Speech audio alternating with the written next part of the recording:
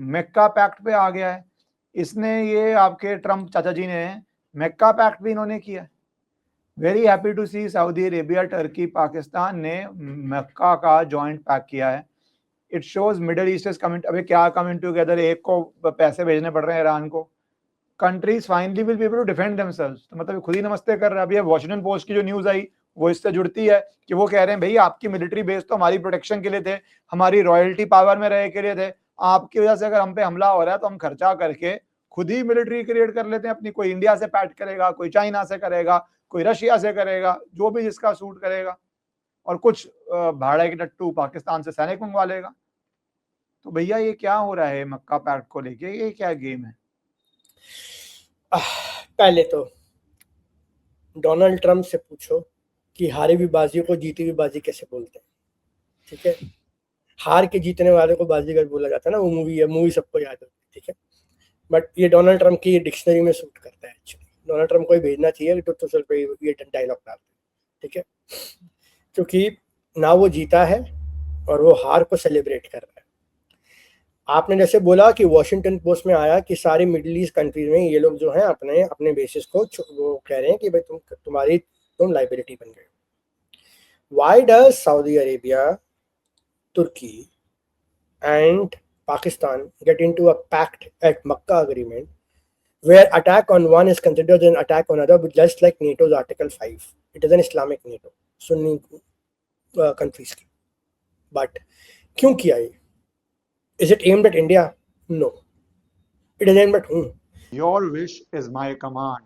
A lot of you have been telling me that I need to start an English YouTube channel. As you see me on national television doing debates in English, I write in English, but important issues, some of you would be more comfortable to hear videos in English. So at least twice a week on my new English channel, either with a guest or conversation, or once a week covering the important issues, I would be posting on this channel in the original English audio. I may also put certain AI videos in English with translation so that you can get that experience also. So please shower your love there, your support there, and join this English YouTube channel. Thank you so much. Security को लेके एक nightmare खड़ा हो रहा है पूरे middle east में, जहां पे a nuclear power, a technological and drone power with a paramilitary force, paramilitary militia groups in the region of Turkey, second largest NATO power in Turkey, along with Saudi Arabia's custodianship of the holy Islamic world, और पैसा, oil money backed by Saudi Arabia's oil money.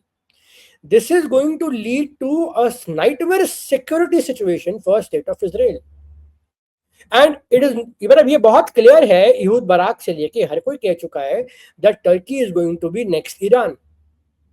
और already Netanyahu ने कल रात को tweet डाला, Erdogan ने कल एक इंटरव्यू में बोला दैट ये इजराइल जिम्मेदार है इस युद्ध के लिए, और नेतन्याहू ने काउंटर में उसके लिए फोटो डाली अर्दोगान की और बोला कि ये नहीं चाहता कि मैं जीतूं इलेक्शन में।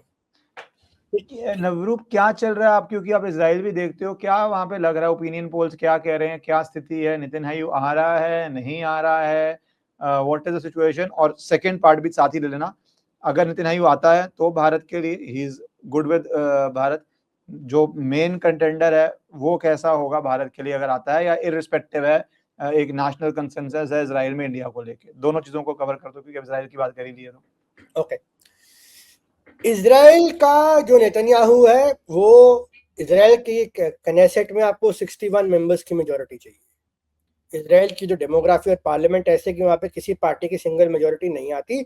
Single largest party normally liquid बनती है 31 या 34 सीट लेके पिछले कई सालों से, कई ऑलमोस्ट डेकेड से, और राइट विंग पार्टीज बन के इनकी सरकार बन जाती है। जो दूसरी साइड यार लैपेड है जो लेफ्ट है, और उनके साथ अरब पार्टीज है जो मिलके एक अलग फ्रंट बनाती है, और एक आधी सेंट्रिस्ट है नेफ्ताली बेनेट की, ठीक है। अब क्या है कि इस बार जो ओपिनियन पोल्स लेटेस्ट आई है वो ये कह रही है कि नेतन्याहू का अलायंस 49 भी टच कर ले तो गनीमत हो, ठीक है। They are falling short of majority. Likud is lagging in polls, and Netanyahu could be ousted as prime minister if this continues. अब उसके लिए Netanyahu is desperately seeking Trump's backing कि आप मुझे backing दे दो प्लीज, ठीक है। It will be a great boost to my own image going into the और elections. मेरा वोटर मेरे पास वापस आ जाए, मेरा वोटर मेरे पास वापस आ जाए.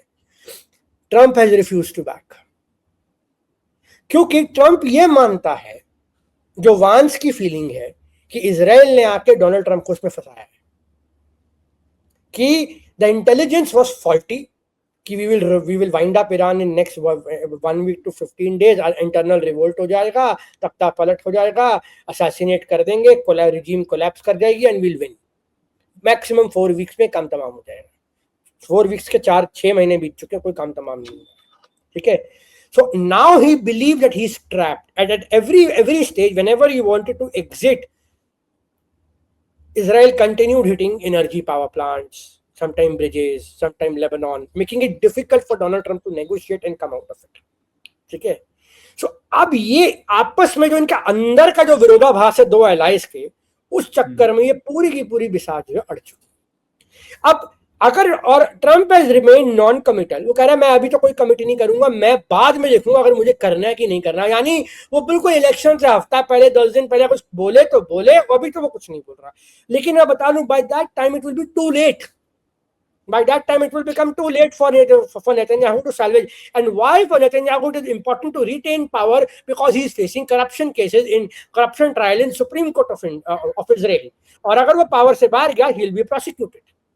ठीक है, for those he and his wife both. ठीक है. But India पे इसका क्या असर आता है? If he stays or if he doesn't stay, that is the important thing. See, if he stays, Netanyahu provides you an extra camaraderie with the Prime Minister Modi.